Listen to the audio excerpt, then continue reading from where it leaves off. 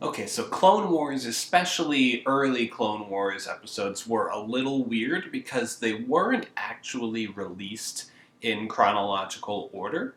The Season 2 episode, Cat and Mouse, even though it is the 16th episode of the second season of the Clone Wars, is actually the earliest chronological episode in the entire Clone Wars series. It even takes place before the movie that came out before the show.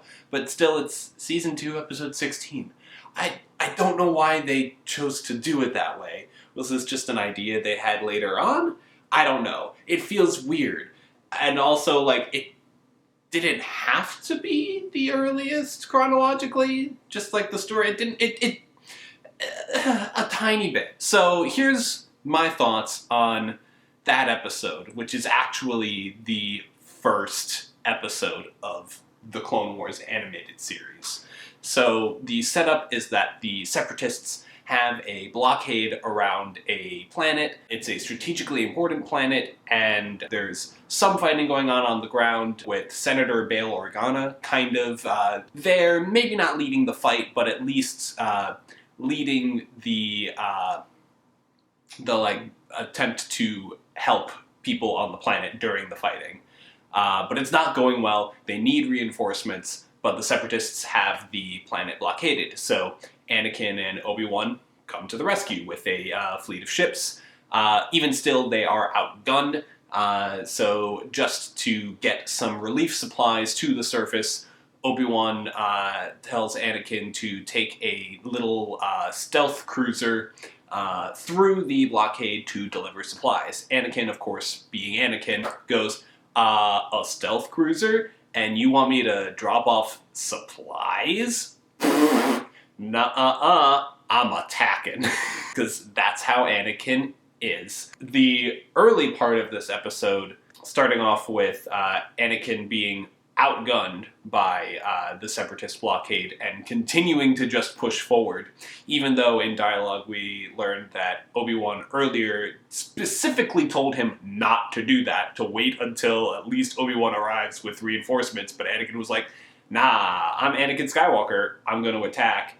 And it's like, he just has the authorization to do that? I get that the Jedi are all called generals, but this is early days in the Clone Wars. They don't have combat experience on this scale. Yeah, Jedis are masters of physical combat. They're proficient in lightsabers. They can use the Force.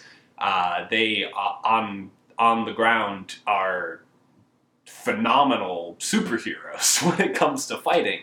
But in terms of strategy and war maneuvering and fleet positioning and using ships, you would think that the Admiral would be the person calling the shots in that scenario, at least especially early on in the war. But no, everyone defers to the Jedi, and it really made me go, why is that the way that they set it up to be? And it's not explicitly answered. I don't know if it's ever been explicitly answered why the Jedi are just handed the reins to completely control the Republic war effort. And especially since I'm reading Star Wars Brotherhood, which is a new book about even before the Clone Wars animated series, the actual very first days of the war.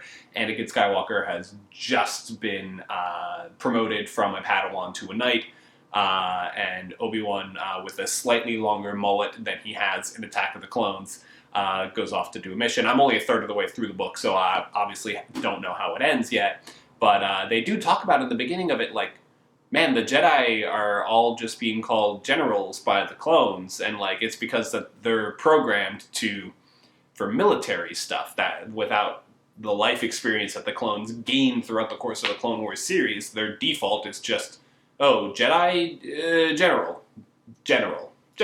So the Jedi go from peacekeepers to generals in a galactic scale conflict very quickly. And I don't know how much more in-depth this book gets with it. It might get very in-depth or it might not, but even still it raises the question, like, that's bonkers when you think about it. It really is. Like, they're not trained for that. Or are they? So this episode, Cat and Mouse, in it, again, small bits of dialogue, but Anakin says, if I remember my, my military history correctly, when they're talking about the main antagonist of the episode, Admiral Trench, he supposedly died in a smaller conflict years back. But, I mean, that's a pretty specific thing to know, so I guess either they got some really in-depth briefings at the start of the Clone Wars, or they were trained on this stuff to be military leaders. I don't know, it still doesn't quite meld in. Okay, so they have some, like, they know military history, but still, why would they be handed the reins? And I think even part of this episode does address it. There's a new clone recruit, which is kind of funny when you think about how early in the Clone Wars this is. Like, they're all new, but regardless, a, like, newbie clone recruit is put on the ship. And so we get kind of his perspective on, like, whoa, why are we doing this? And everyone else on the ship is like, well, that's what it's like with General Skywalker. And with the Admiral learning to have a working relationship with Skywalker, we see that there's kind of questioning in there of, like, hey, why is Skywalker in charge? He is specifically going against the orders of Obi-Wan Kenobi, another general, but Anakin's intuitive thinking does end up winning the day. I mean, he goes from just being told, hey, just sneak by the blockade and deliver these supplies, to going, hey, I'm going to use this stealth ship to blow up Admiral Trench's main ship of the blockade, so that way, Obi-Wan, you can fight the fleet, break the blockade, and I'll still be able to deliver these supplies. And it ends up, it works out. I mean, he ends up outthinking Trench, blows up his ship, and saves the day. It still doesn't answer all my questions of, like, why, but it shows, like, hey, here's what the Jedi are able to do in charge of the war. So maybe that's why this episode, in the second season, they were like, hey, we can show this kind of, like, justification of, like, the Jedi being in charge. So they set it chronologically earlier than everything else to have Admiral Trench and this clone newbie be able to go, like, hey, why are we doing this? Like, we're not following orders. And it shows that the Jedi are not, they're not military people. They can think outside the box and break the chain of command, and do it to the benefit of everyone around, because that is just the way that they think, and it is different than military people. So it was an interesting episode to watch. It's not at all why I decided to watch it today of all days, when the first two episodes of Obi-Wan Kenobi came out. I watched it because, and minor spoilers for Kenobi, so if you don't want that, like, skip ahead 30 seconds. In the episode, Bail Organa shows up, which I was not expecting, and that was really cool. And he is Obi-Wan's call to adventure in the first episode of the series. And again, they reference how they fought together in the Clone Wars, and I was just like, oh, when did that happen? And this episode had both Obi-Wan and Senator Organa fighting in the same thing. So I was like, oh, maybe this is it. But they didn't exactly, like, fight together here. So, and it's something that was even mentioned in the very first Star Wars thing, when Princess Leia is like, you and my father fought together in the Clone Wars. I don't know if we've ever actually seen that. That's what I thought we were going to be getting in this episode, but not really. So let me know in the comments below if you can think of another example of what they're referencing when they keep saying that, like, Senator Organa and Obi-Wan Kenobi fought together in the Clone Wars.